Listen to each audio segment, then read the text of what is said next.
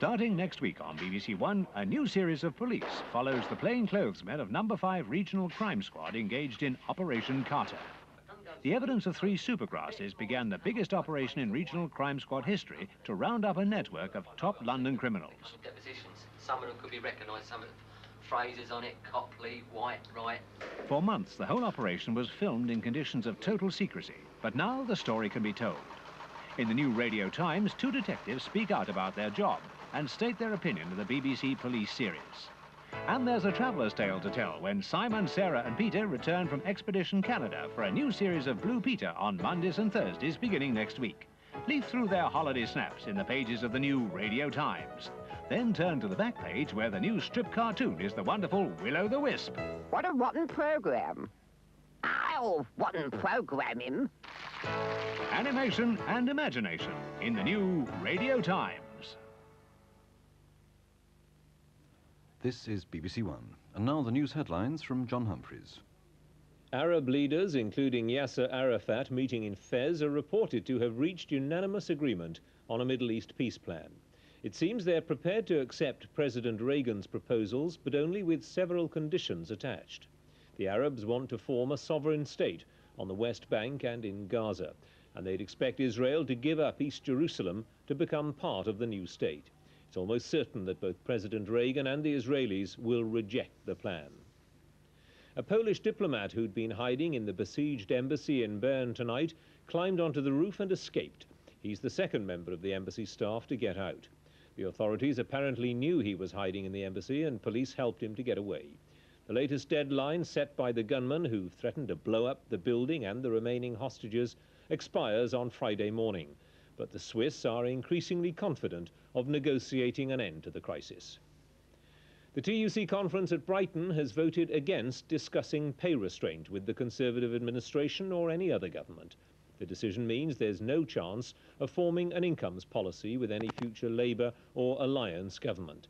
But delegates voted to stay in NEDI, the National Economic Development Council. They see the council as a valuable channel of communication with government. It's been a bittersweet day for Britain at the European Athletics Championships in Athens. Sebastian Coe, who'd been expected to win the 800 metres easily, was beaten into second place by the unknown German Hans-Peter Ferner. Afterwards, Coe said he'd taken a risk by entering the race without being fully fit. But in the decathlon, Daley Thompson won Britain her first gold medal and set a new world record in the process. He's now added the European Championship to his Olympic and Commonwealth titles. And that's all from the newsroom tonight. Good night. And now on BBC1, it's time for the late night weather forecast with Michael Fish. Good evening to you. Once again, my message is to make the most of tomorrow, as with low pressure all around us, the weather is still far from settled. But tomorrow, I think, as this weak ridge of high pressure moves across, most of us will have a spell of dry weather and there'll be some sunshine around as well. But we've got to, first of all, lose the effects of that particular area of low pressure. That'll go overnight, but already another one brewing up on the horizon. The warm front from that one will be pushing in towards northern areas during the latter part of tonight and through tomorrow. But it'll be a very weak affair, I think. It'll keep the weather cloudy, but perhaps not more than just the odd spot of rain. And it's the cold front that we're going to have to wait for.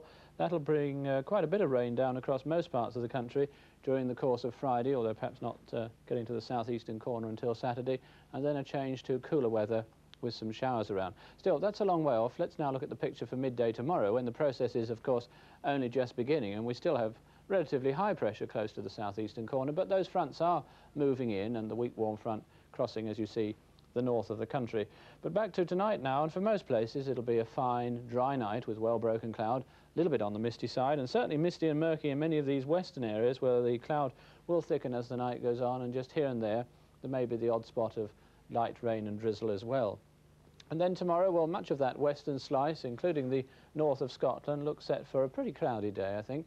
Maybe just here and there in the more sheltered spots, the odd bright interval, but mostly staying cloudy, and perhaps just 1 or 2 spots of rain and drizzle around as well. Most of that in western Scotland, the Lake District and Northern Ireland, where as the day goes on, it'll also become pretty windy. In the east of Scotland and the northeast of England, perhaps a little bit of rain around to begin with, but there the weather tending to brighten up as the day goes on. And most central and eastern parts of England and the Channel Islands, a bright day. There may be some patchy cloud around, but if anything, rather more in the way of sunshine than there was today, and as a result turning out warmer as well. 22 centigrade, 72 Fahrenheit. Well, that's all from me. A very good night to you. Now let's take a quick look at tomorrow evening on BBC One. There's more from the European Athletics Championships at 6:40, which is later than the time shown in Radio Times. Then at 7:25, Top of the Pops, and at 8 o'clock, a new series of Wildlife on One. This first programme's about the bat that cracked the frog code, a cunning little creature which has developed a way of homing in on its prey. At 8:30, Peter Davison and Robert Glenister return for a new series of escapades as Brian and Steve in Sink or Swim. Then at 9:30, after the news, a new drama serial, Claire, the story of a teenage girl who goes to foster parents after 8 years in care. Des O'Connor's guests at 10:20 are Mike Yarwood, Foster Brooks, the American comedian, and Stephanie Lawrence, who's currently starring in Evita. And at 11:10, the last edition in this year's series of Medical Express completes tomorrow night's programmes on BBC One.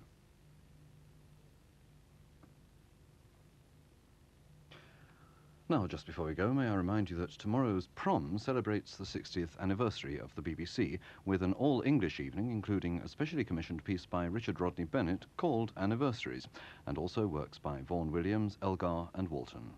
Janet Baker is the soloist with the BBC Symphony Orchestra under James Loughran.